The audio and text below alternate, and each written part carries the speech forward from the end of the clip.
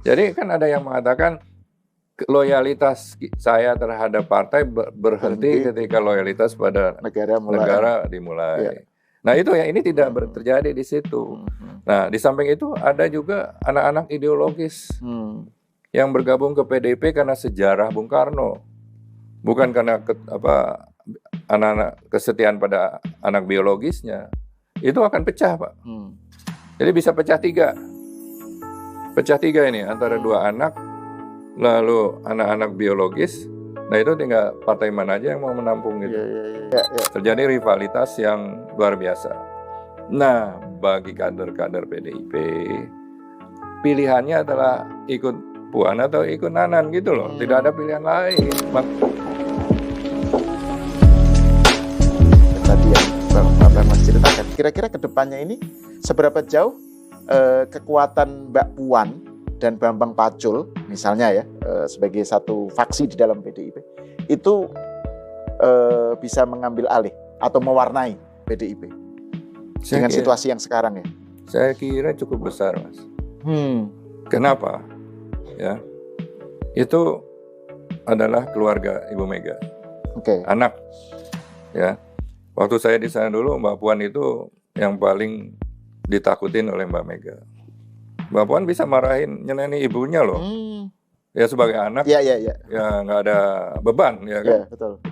Jadi Mbak Mega tuh sangat khawatir kalau dimarahin oleh Mbak Puan. Ya sebagai hubungan keluarga biasa lah, anak suka komplain pada ibunya, dan pada intinya yang bisa komplain, memberikan saran, usul itu kan anaknya. Ya. Sementara pada waktu itu suaminya, Mas Taufik Kimas. Ketika Mas Taufik Kimas tidak ada, muncul Mbak Puan dulu sudah berpengaruh. Muncul Prananda. Prananda kan anak tirinya Mas Taufik, tapi anak kandung Ibu Mega. Dia juga inginlah sebagai seorang ibu memberikan posisi. Dan belakangan Mas Prananda ikut-ikutan gitu. Bahkan menurut laporan-laporan kader PDIP di daerah-daerah, kalau ketemu saya, Mas, aku iki melu Mas Prananda loh, katanya gitu loh. Ya jadi caleg-caleg, calon pilkada, cagup dan lain sebagainya sudah dibagi. Daerah Bali misalnya untuk Prananda, daerah ini untuk Puan dan lain sebagainya. Nah nanti akan terjadi clash antara dua anak ini. Sementara yang lain-lain ya melihat situasi, ada yang ikut Mbak Puan, ada yang ikut Prananda gitu loh. Tapi apakah mereka sudah mendapatkan status ya sebagai ibunya, perjuangannya, ya kan, struggle-nya, ya, dan juga masyarakat melihat jasa-jasanya, itu belum mencapai seperti ibunya. Nah, ini akan terjadi sebuah kegalauan dari Ibu Mega. Sementara dia juga akan semakin berumur, kognitifnya kan makin berkurang. Nah, ini dilema buat PDIP.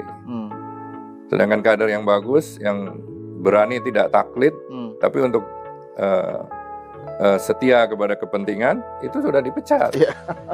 Jadi kan ada yang mengatakan loyalitas saya terhadap partai berhenti ketika loyalitas pada negara dimulai.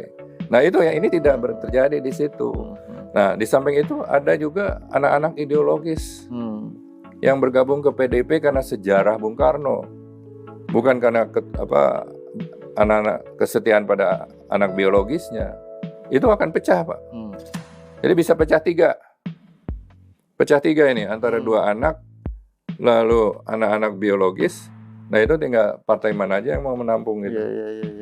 Nah itu kan kalau misalnya saya nanya tentang Mbak Puan dan Mas Pranan itu karena kan selama ini terutama terkait dengan Jokowi kan, narasi yang selalu dianggap mewakili PDIP kan selalu yang muncul tuh sosok seperti Hasto, Deddy Sitorus, Adian gitu, yang notabene dianggap itulah suara PDIP. Sementara tidak ada counter gitu dari Bu Mega, dari Mbak Puan gitu ya, dari Bambang Pacul atau dari Trimedia atau kelompoknya Mbak Puan kayak kok senyap gitu. Jadi misalnya soal narasi tentang tuduhan bahwa misalnya pilkada kemarin parcok gitu misalnya ya, atau apa gitu. itu kan Mbak Puan diem, atau Jokowi diserang Mbak Puan juga diem gitu.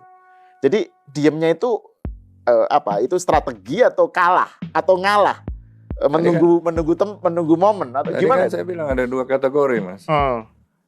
Yang mendukung diam itu kan sudah mendapat zona nyaman, nggak bisa hilang kenyamanannya, kekuasaan dan lain sebagainya. Yang ribut-ribut begitu belum kebagian atau nggak kebagian, Mas. Ya, namun di antara sibling saudara ini memang terjadi rivalitas. Oh, saya menyaksikan sendiri loh sebagai orang tua waktu dulu ya. Terjadi rivalitas yang luar biasa. Nah, bagi kader-kader PDIP pilihannya adalah ikut Puan atau ikut Nanan gitu loh. Tidak ada pilihan lain. Makanya ada yang milih ke sana, ada yang milih ke sini. Jadi kalau Mbak Puan ikut mengkritisasi pemerintah dan Jokowi, kan tiap waktu bisa MD3, Pak. Iya. Iya, betul. Ya bahaya kan. Nah itu logika aja, Pak. Ya. Kita dan pengetahuan kita sejarah mereka di dalam itu seperti apa.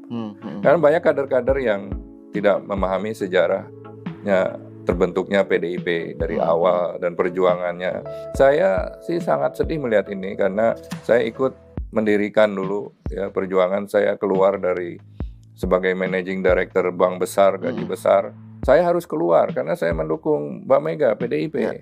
Ya. Lalu ketika Mbak Mega digempur oleh orang-orang Soeharto, saya tetap mendukung Mbak Mega sehingga mayoritas pengurus DPP-nya lebih besar daripada yang Balelo. Sampai semua selesai, sampai anduk putih dilempar. Kalau kalah ya kita melihat sebagai harus melakukan introspeksi. Ya. Dari introspeksi tadi kita bisa memperbaiki situasi. PDIP ini adalah aset negara. Kalau dia bubar juga saya sedih sekali. Itu yang harus dijaga. Tapi siapa yang melakukan itu? Ya, mudah-mudahan pada nonton podcast Mas Sahal ini yang muda-muda gitu loh. Saya tidak ada kebencian pada siapapun. Saya masih merah nasionalis. Cuman bedanya saya berpikir merdeka gitu loh. Berbicara merdeka. Tidak ada kepentingan apa-apa.